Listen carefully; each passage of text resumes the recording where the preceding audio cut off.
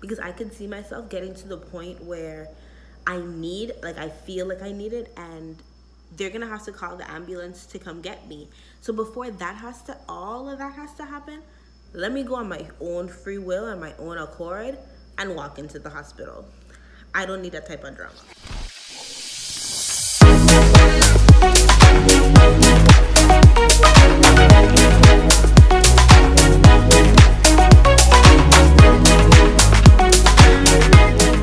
Hey YouTube, so I'm back today with another video, and today's video is going to be Sabi's birth story.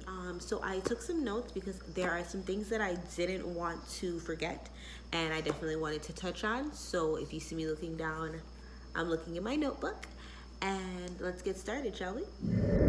Okay, so Sabi's birth story. Let's see, where do I want to begin? Her initial due date was the 15th of December, and she was actually born on the 14th. So she's only one day off.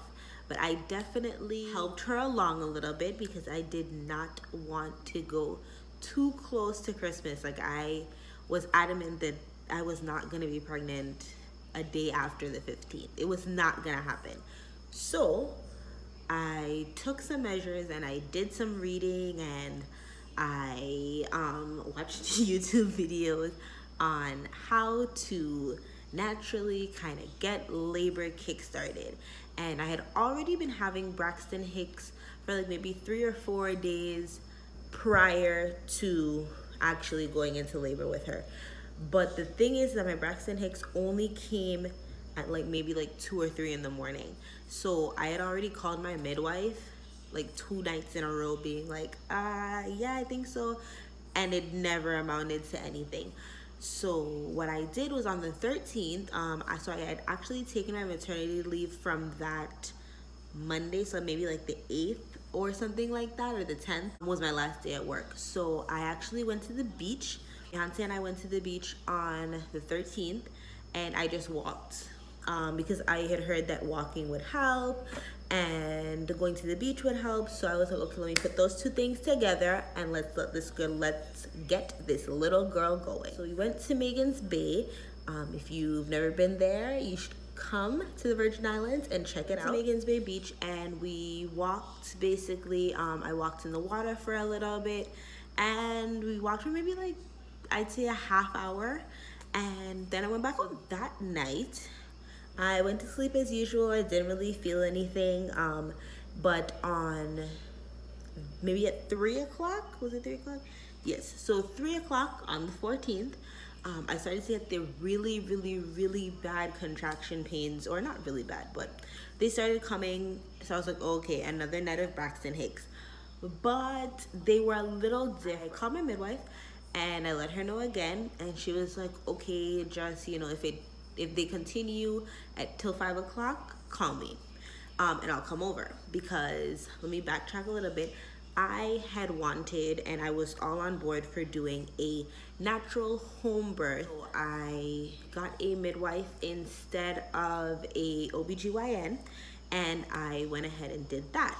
So I had all prepared, and I had bought the birthing kit and everything to do the at-home or water birth. Okay, that's what I wanted to do.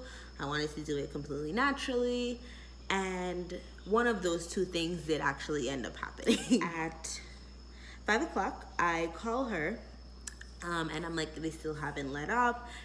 Timing them, they were about maybe like 10 minutes apart at that point. So she was like, okay, I think you're, you know, still progressing. She was like, call me at 6 and let me know where they are. So I called her at 6, and they were maybe about 5 minutes apart at that time. So she was like, okay, fine, let me get over, I'll come over there. So she gets here, and we're laboring, and everything's fine. And the pains were getting a little bit progressively worse by about like 8 o'clock.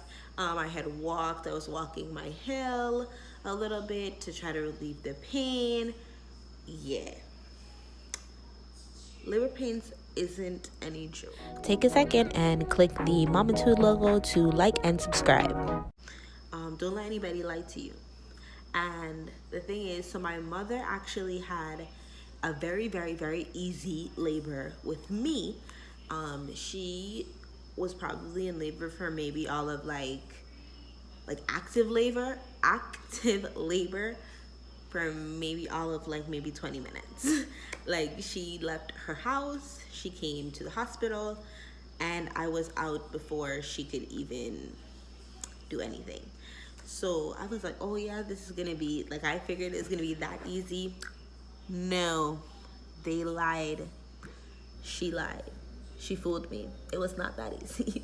So clearly, everybody's birthing journey is different, and it didn't happen for me. So at about 9 o'clock, when my midwife checked me, she was like, oh, okay, you're 3 centimeters, and I was like, I'm what? No, no, no, no, no, no, no. I have to be further along than this. And she was like, no. So I was like, well, listen, let me explain to you something. I know that I wanted a home birth, but I need to go to the hospital, because if they need to give me any type of drugs, I need for that to happen, because this isn't working. This isn't working anymore. So that's what we did. And I was like, because I could see myself getting to the point where I feel like I need it, and they're gonna have to call the ambulance to come get me. So before all of that has to happen, let me go on my own free will and my own accord and walk into the hospital. I don't need that type of drug. So that's what we did, and we got in the car and we went to the hospital. We reached the hospital about 9:30, and they admitted me, fine. Thankfully, I did end up still having a natural birth, to the extent that I didn't have any epidurals, or I didn't have any like heavy pain medication or any type of like numbing or anything like that. What they did give me, I don't remember the name of it. Anybody who is in the medical field can put a comment below as to what they think that might have been. But they did give me something to basically like just take the edge off, and it kind of just made me drowsy. So I slept for the most part from there on and out, in and out of sleep, until about 8. And at 8 o'clock at night is when I was like, I'm feeling something a little bit strange. The pain is definitely getting worse. Like this isn't anything that I was feeling before. And if you watched Yohance and I's couple talk, you would see that we said that Rochester Snyder Hospital is probably not the best place for you to get any type of health care. And this video will going to explain further why. So basically what happened is, I'm telling them that I think that I need to push. 8 o'clock, they broke my water. Yes, at 8 o'clock they broke my water. And so by like 8:15, 8:30, I'm like, okay, like I think I need to push, I think so. And nobody's paying attention to me. They're like, no girl, you don't know what you're talking about. You're okay. So it wasn't until like I started literally screaming out for the most part, and Yohance had to be like, listen, I think that she's saying that she needs to push. They came, Sabi was crowning, and they were like, oh, okay, yeah, come, let's go, let's everybody, let's get inside. And I'm watching them like, I told you that before, okay? Nevertheless, so the nurse midwife is who delivers Sabi, and she necessarily, I think Yohance had said that I pushed for maybe 20 minutes, 15, 20 minutes at the most, and she literally, I don't know how rough nurse midwives are usually, I don't know, this Sabi was my first child, but that lady was rough. And she didn't really kind of instruct you as to how to push or whatever. She was just like, you're doing it wrong. You're doing it wrong.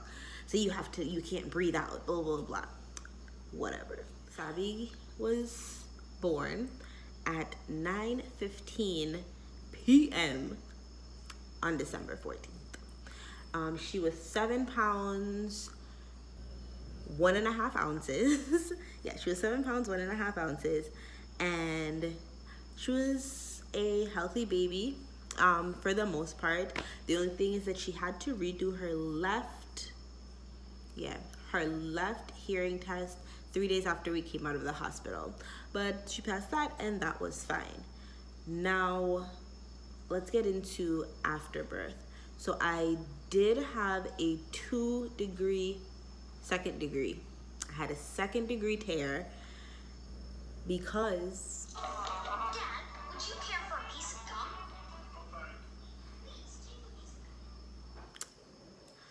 so I had a second degree tear. I don't know why. Sabi has a very large head. That may be a reason. Whatever.